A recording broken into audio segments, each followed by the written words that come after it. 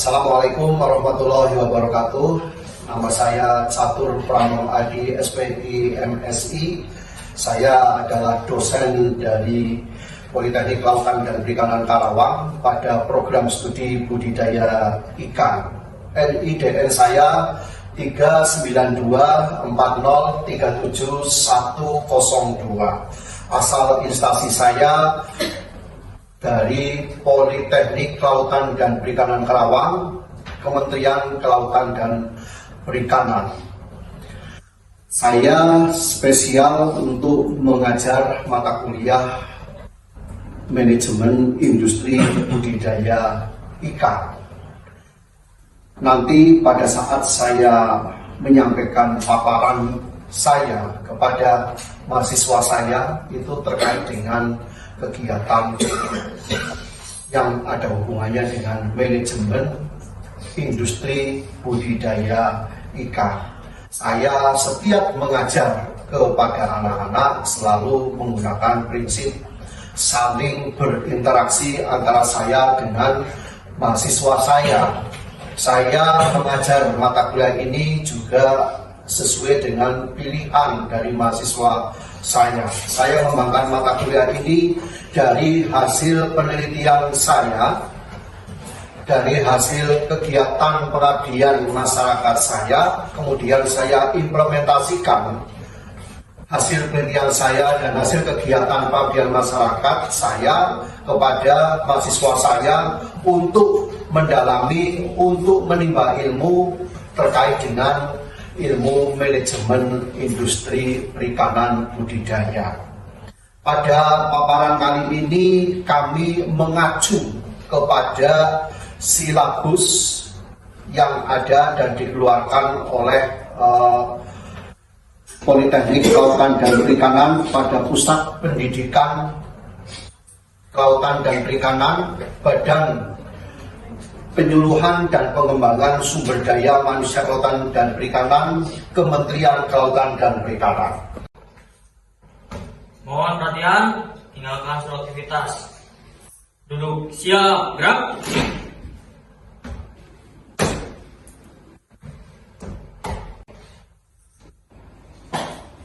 Lapor perkuliahan mata kuliah manajemen industri dengan jumlah taruna lengkap siap dilaksanakan. Lanjutkan.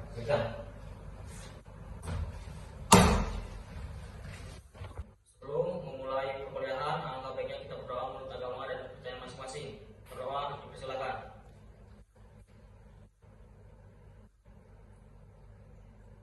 Berdoa dicukupkan. Istirahat di tempat, gerak.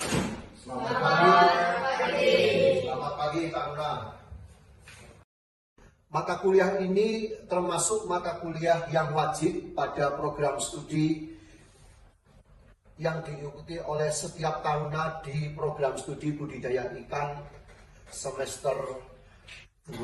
Mata kuliah ini membahas tentang karakteristik dan indikator dari manajemen industri budidaya perikanan.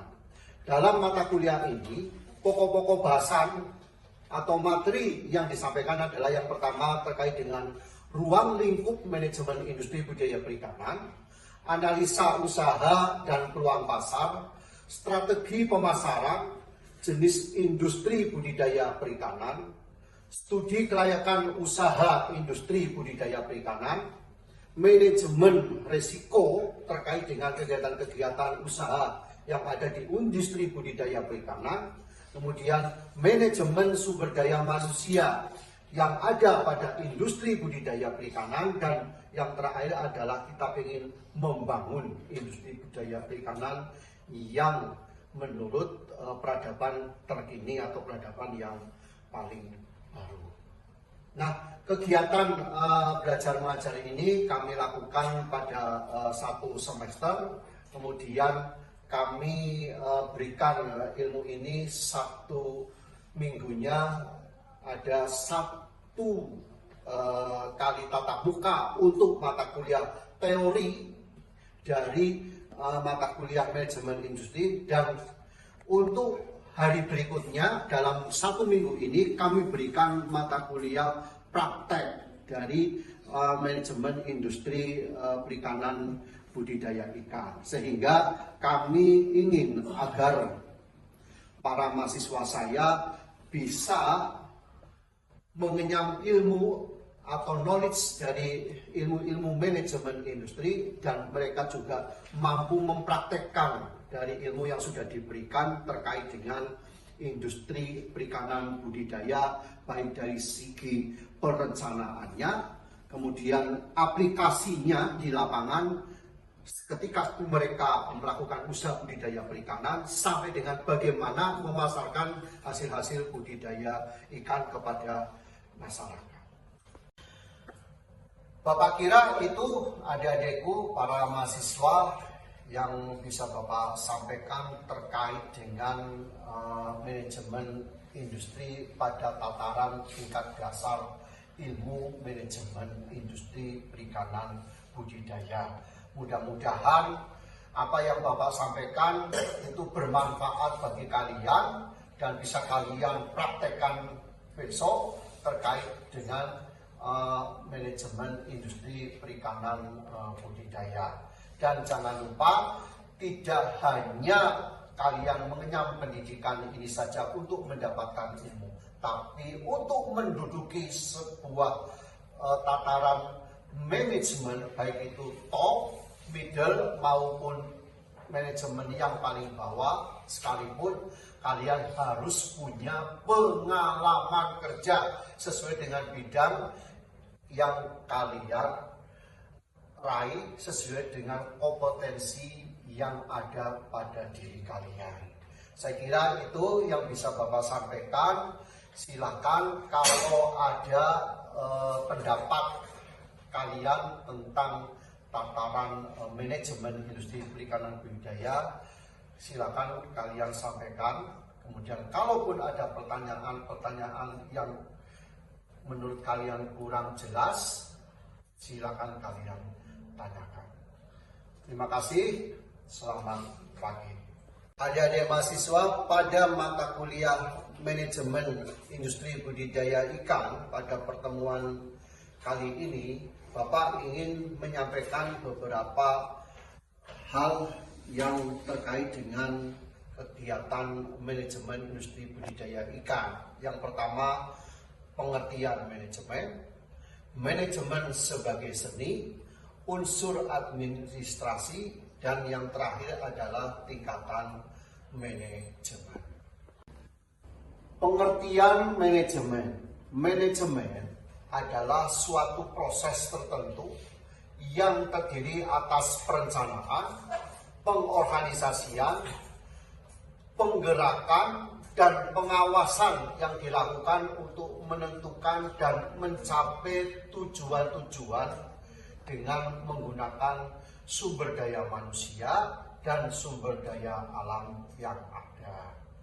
Manajemen merupakan ilmu tentang upaya manusia untuk memanfaatkan semua sumber daya yang dimilikinya untuk mencapai tujuan yang diinginkan secara efektif dan efisien. Izin bertanya, Pak. Izin perkenalkan diri, nama saya Muhammad Abdul Malik, saya dari Sukabumi, Prodi Budidaya semester 5. Izin bertanya, Pak, proses dari manajemen itu apa saja, Pak? Terima kasih, Pak. Ya, terima kasih, Adik Harisa. Apa perbedaan manajemen dari sisi administrasi dan dari sisi kooperasi? Dari sisi administrasi, manajemen itu meliputi tujuannya seperti apa, bagaimana merencanakan dari administrasi manajemen itu, bagaimana melaksanakan perencanaannya, dan bagaimana melaporkan hasil perencanaan yang sudah dieksekusi, sehingga hasil manajemennya itu tercatat dengan baik dan sesuai dengan perencanaan di awal. Tetapi kalau manajemen operasi, manajemen itu memang perlu ada kooperatif, perlu ada sinergis, perlu ada komunikasi antara top management, middle management, dan manajemen yang paling bawah. Tidak berdiri sendiri. Manajemen top management membutuhkan middle management. Middle management membutuhkan top management. Jadi tidak bisa kerja sendiri. Seperti kalian juga yang di sini, antara taruna satu, taruna yang lain, antara mahasiswa satu dengan mahasiswa yang lain, tidak bisa bekerja sendiri, tidak bisa belajar sendiri. Perlu ada kolaborasi, perlu ada kebersamaan. Sehingga kalau kalian ada kebersamaan, ada kolaborasi bersama, bisa mendapatkan hasil yang istimewa, hasil yang sesuai dengan ekspektasi kalian. Saya kira itu jawaban dari Pak. Pak, terima kasih atas jawabannya Pak. Dasar dari manajemen adalah to manage, yang berarti bisa mengurus, bisa mengatur, dan bisa melaksanakan, serta bisa mengelola. Tataran manajemen di mana yang pertama terdiri dari direksi atau pimpinan, ke tata laksanaan, tata pimpinan, dan pengelolaan. Bagaimana dengan tingkatan manajemen? Tingkatan manajemen itu ada manajemen puncak, manajemen tengah, dan manajemen bawah. Manajemen puncak itu top management. Manajemen tengah itu middle management, dan manajemen bawah adalah low management. Manajemen puncak contohnya adalah dewan direksi, seperti direktur utama, direktur operasional, direktur produksi. Manajemen tengah itu adalah middle management, seperti branch kepala cabang, ya, branch manager. Kemudian manajemen bawah itu manajemen tataran yang paling bawah, seperti manajer produksi, manajer personalia, manajer akuntansi, manajer keuangan, manajer HRD, dan sebagainya. Manajemen itu bisa sebagai science, bisa sebagai art, bisa sebagai profesi. Manajemen sebagai ilmu atau sains, karena manajemen itu terus berkembang. Ilmu itu terus berkembang untuk membuat semacam keputusan. Bagaimana dengan manajemen sebagai seni atau art? Manajemen sebagai seni atau art itu meliputi perencanaan, kepemimpinan, komunikasi, dan segala sesuatu yang menyangkut diri manusia. Yang terakhir, manajemen sebagai profesi, yaitu profesional, sehingga ketika membuat keputusan itu berdasarkan dengan prinsip-prinsip yang umum. Yang kedua, para profesional mendapatkan status karena prestasi, bukan favorit, bukan suku, dan bukan kriteria lain. Unsur administrasi manajemen menurut The Liang-ji ada dua unsur, yaitu yang pertama unsur statis, yang kedua adalah unsur dinamis. Bagaimana unsur statis itu? Unsur statis itu terdiri dari organisasi, manajemen, komunikasi, informasi, personalia, finansial, material, dan relasi publik. Kemudian unsur dinamis meliputi tata keragaan, tata pimpinan, tata hubungan, tata keterangan, tata kepegawaian, tata keuangan, tata perbekalan, dan tata humas. Izin bertanya Pak tentang manajemen industri.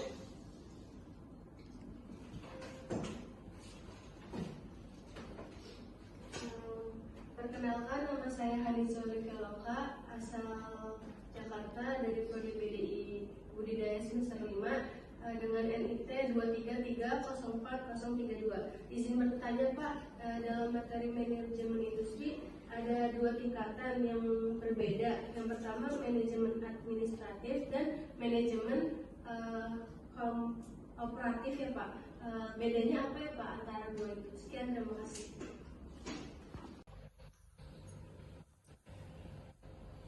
Manajer dan pengelola organisasi dan kebutuhan akan manajemen.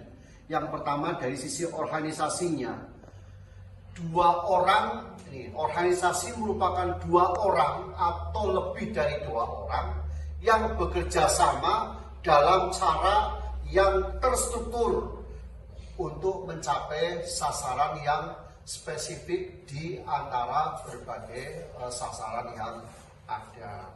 Ya. Yang kedua, sasaran atau goalnya. Sasaran atau goal merupakan tujuan yang diusahakan untuk dicapai oleh suatu organisasi. Organisasi yang seringkali mempunyai lebih dari satu sasaran.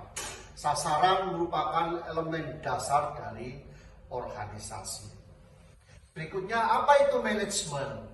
Manajemen merupakan proses perencanaan, pengorganisasian, memimpin, dan mengendalikan pekerjaan anggota organisasi dan menggunakan semua sumber daya organisasinya untuk mencapai sasaran organisasi yang telah ditetapkan. Bagaimana dengan manajernya? Manajer itu merupakan orangnya yang bertanggung jawab untuk mengarahkan usaha-usaha yang bertujuan untuk membantu organisasinya dalam mencapai sasarannya. Bagaimana skema pengertian manajemen? Skema pengertian manajemen itu yang pertama adalah perencanaan, pengorganisasian, pengarahan, dan pengawasan atau kontrol. Sehingga ketika kita menjalankan 4 skema ini, kita bisa mencapai tujuan organisasi yang diinginkan. Bagaimana gambaran kemampuan dari sisi administrasi, kemampuan dari sisi manajemen, dan kemampuan dari teknik operasional pada tingkatan manajemen. Untuk tingkatan manajemen, yang pertama manajemen tingkat atas atau top management. Kemampuan administrasinya itu 90 sampai 92%. Kemampuan teknik mengoperasionalisasikan perusahaan itu adalah cukup 8 sampai 10%. Bagaimana dengan manajemen tingkat menengah? Manajemen tingkat menengah, kemampuan administrasinya itu 70 sampai 85%. Sedangkan kemampuan untuk teknik operasionalisasinya cukup 15 sampai 30%. Terkait dengan manajemen tingkat bawah, kemampuan administrasinya atau manajemennya itu 40 sampai 45%. Namun kemampuan teknik operasionalnya 45 sampai 60%. Pertanyaannya, siapa yang mengoperasikan, siapa yang mengendalikan kegiatan teknik operasionalisasi kegiatan usaha seperti usaha budidaya ikan? Itu ada di pelaksana, sehingga pelaksana itu kemampuan administrasinya cukup 5%, tetapi kemampuan untuk teknis usaha kegiatan budidaya, baik itu pemijahan, pembenihan, pembesaran, pendederan, maupun pembuatan pakan ikan, itu 90% harus menguasai teknik usaha budidaya ikan. Mohon perhatian, tinggalkan semua aktivitas. Untuk seluruhnya duduk siap. Gerak.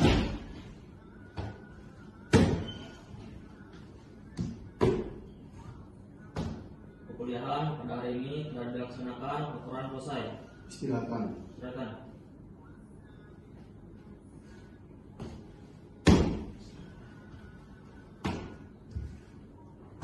Untuk mengakhiri pembelajaran pada hari ini, berdoa dipersilakan.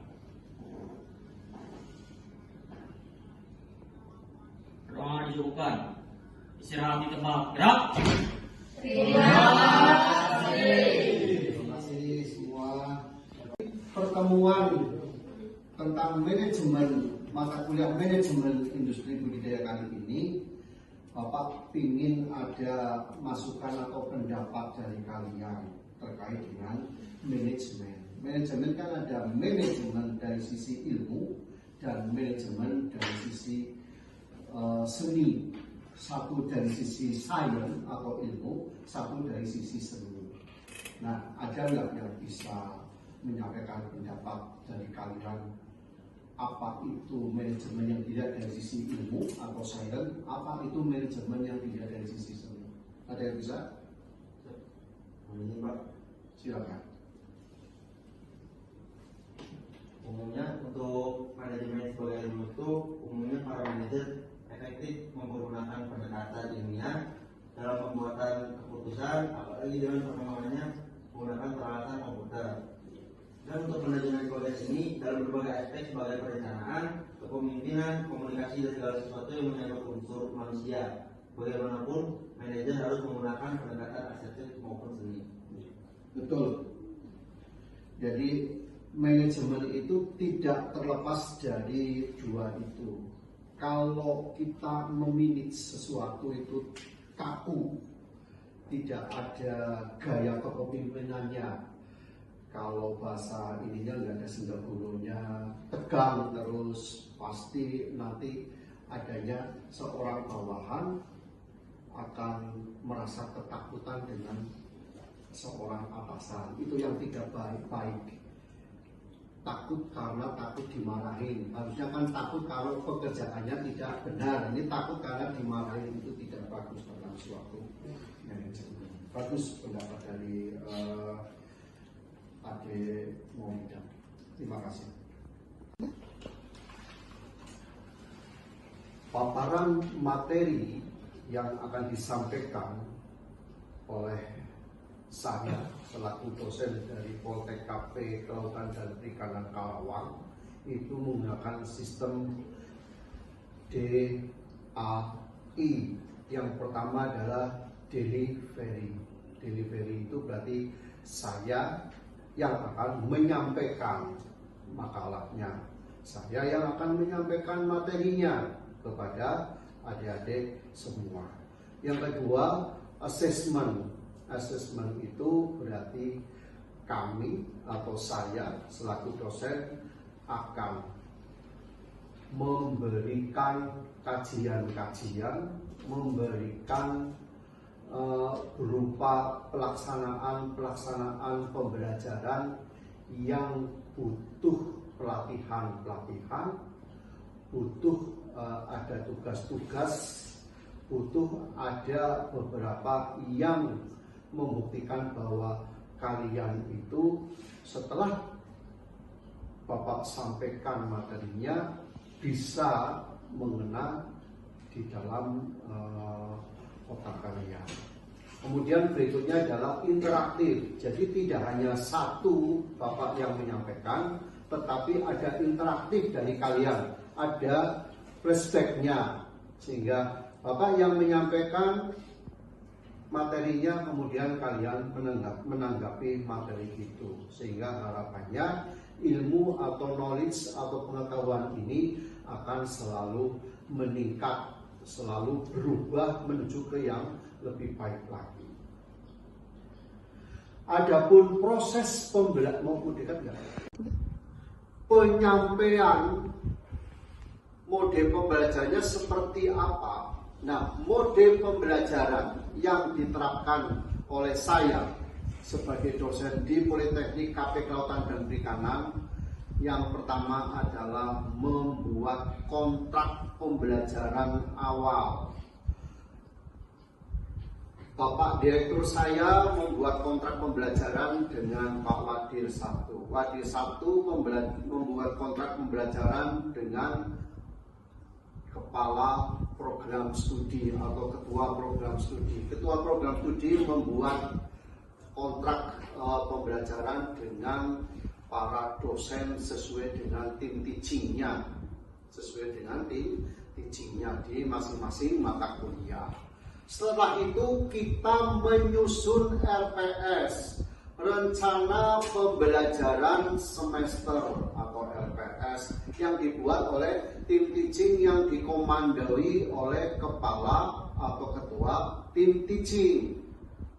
Di situ kita bersama-sama membuat RPS sehingga antara materinya sama, mata kuliahnya sama, tapi dari tahun ke tahun cara kita menyampaikan materi itu selalu berubah. Karena setiap tahunnya kita membuat rencana pembelajaran semester yang baru, sehingga tidak monoton dari tahun ke tahun. Kemudian berikutnya adalah kode pembelajarannya, tentunya ada interaktif antara dosen dengan mahasiswa. Tidak monoton dosen yang menyampaikan, tapi dosen juga membutuhkan diskusi, membutuhkan masukan dari para mahasiswa. Kemudian setelah itu kita diskusi bersama, mencari jalan tengah atau benang merahnya yang terbaik, yang itu akan kita terapkan dalam mempraktekkan teori yang sudah kita ajarkan kepada para mahasiswa. Setelah itu baru kita menyampaikan materinya. Penyampaian materinya itu menggunakan berbagai ragam multimedia. Ada menggunakan e-learning, kemudian media sosial bisa dengan menggunakan YouTube, menggunakan baik WhatsApp, kemudian bisa menggunakan Google Classroom. Kita juga sedang proses membuat semacam LMS, Learning Management System, sehingga memang ketika kita melakukan pembelajaran memang lebih banyak kita sekarang sudah eranya industri 5.0, makanya kita lebih banyak ke arah digital dan otomatisasi. Saya kira itu. Terima kasih. Adik-adikku, para mahasiswa, ketika kalian punya keinginan menjadi manajemen, menjadi seorang manajer, maka perhatikan dengan baik-baik agar apa yang menjadi cita-cita kalian tercapai, yaitu sumber keahlian manajemen. Yang pertama adalah memiliki dasar pendidikan yang baik, dilanjutkan dengan pengalaman pendidikan kalian, baik itu pendidikan secara formal maupun pendidikan secara informal, dilakukan setiap hari sepanjang hidup kalian. Kemudian kedua adalah mempunyai pengalaman pekerjaan, mempunyai pengalaman pekerjaan. Karena kalau tidak mempunyai pengalaman pekerjaan, kalian tidak bisa memanage suatu masalah, sehingga harus ada pengalamannya. Kemudian dilanjutkan dengan pengalaman dalam berbagai jenis tugas-tugas di tataran perusahaan yang sesuai bidang kalian. Nah, setelah itu maka kalian akan memperoleh dan menggunakan keahlian seorang manajer, karena kalian punya keahlian manajemen dasar, sehingga kalian bisa menjadi manajer yang lebih sukses. Sehingga kombinasi antara pendidikan secara formal dan pengalaman atau praktek di lapangan itu sangat diperlukan untuk menciptakan kombinasi pekerjaan yang lebih baik lagi. Mudah-mudahan jawaban dari Bapak bisa memuaskan kalian. Proses dari manajemen yang pertama adalah ada perencanaan, kemudian yang kedua adalah pelaksanaan, yang ketiga adalah laporkan dari pelaksanaan itu, sehingga satu rangkaian manajemen bisa dipertanggungjawabkan keabsahannya, tidak hanya sekedar penggal. Dari mulai perencanaan, pelaksanaan sampai dengan pelaporannya itu harus satu kesatuan yang saling terkait, tidak bisa dipisahkan satu dengan yang lain. Saya kira itu, Abdul Malik. Terima kasih Pak.